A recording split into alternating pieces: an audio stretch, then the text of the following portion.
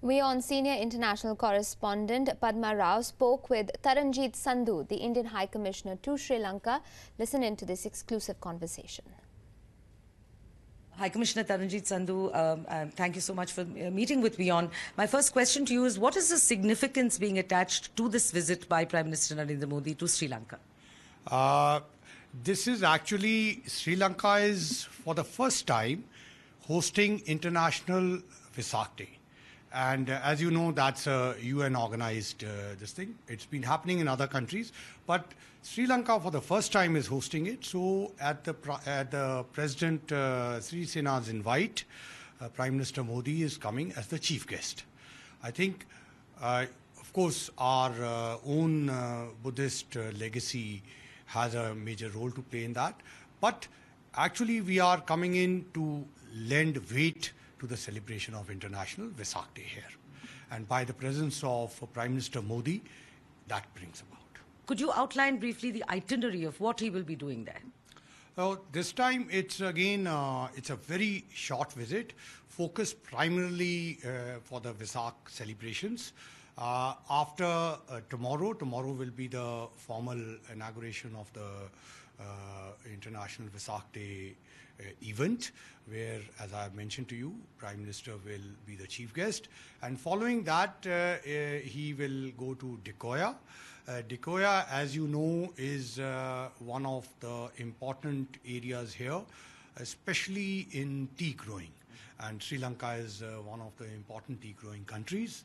And there he would be dedicating an hospital which has been built by India for the utilization of the local population.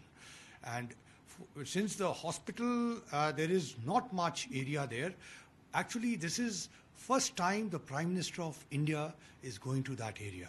And in that area, 1.5 million Indian origin Tamils live, who of course are the strength of the Sri Lankan tea industry.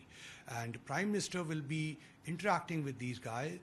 In fact, there will be about thousands of Indian origin Tamils who will come to interact with him. And this event is going to be held at a playground just near the Decoya Hospital. President Sri Sena will be there, and Prime Minister Ranil Wickremesinghe will also be there, besides a whole lot of other Sri Lankan leaders. How do you think his coming here, Prime Minister's coming, has been received by and large in Sri Lanka? I think you just pick up today's newspapers, yesterday's newspapers, and you will see that Prime Minister's visit has actually what is described as a bipartisan support. A number of religious leaders have come out and extended a warm welcome. A number of political leaders have come out, and tomorrow at the main ceremony, you will see the lineup of political leadership across the board. So these are absolutely sensational news. Actually, there is complete bipartisan support, and people are actually welcoming Prime Minister Modi. And given his focus on Buddhism, a number of statements he has made on Lord Buddha, those have been extremely widely covered. In fact, you have to just see today's papers, English, Tamil, Sinhala papers, and you will get the sense. So, very last question, High Commissioner Sandhu. So, do you expect this visit to be a turning point in Indo-Sri Lanka relations? Because there has been a sort of a lull, people say, and analysts say. So, are you optimistic that this will be the turning point?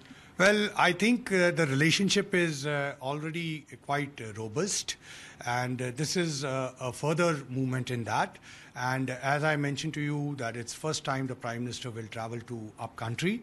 And after that, he's coming to Kandy. Kandy, which is the cradle of Sri Lankan Buddhist civilization. Prime Minister will be visiting the Tut Relic Temple, where he'll be blessed by both the top prelates there. So certainly this is going to be another important cornerstones in our relationship. Thank you very much for talking to WION, High Commissioner Sandhu. Thank you.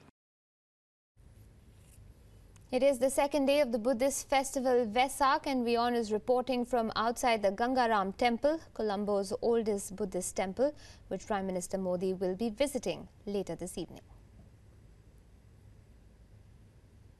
I'm standing here outside the Ganga Rama temple. This is the oldest Buddhist temple in Colombo, and it is, as you can see, today is the second day of Vesak. It's a holiday, and people are streaming into the temple to offer lotuses, to offer the blue lotus, the Nelum flower, which is the national flower of Sri Lanka, to the Lord Buddha.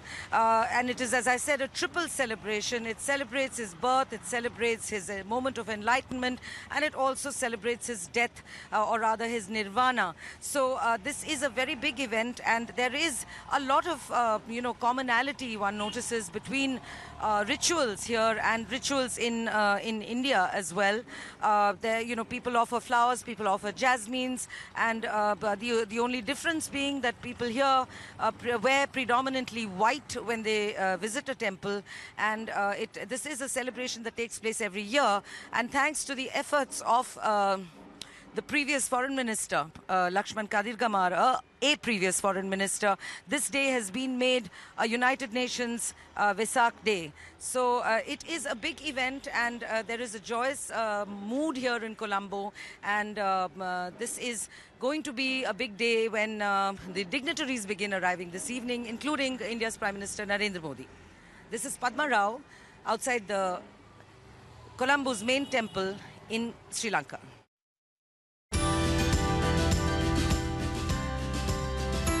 It's the biggest Buddhist festival. I'm standing here outside the Ganga Rama temple. This is the oldest Buddhist temple in Colombo. On Vesak Day, Prime Minister Modi visits Colombo. Modi's Sri Lanka outreach. Ground reports from Lanka. Only on WION.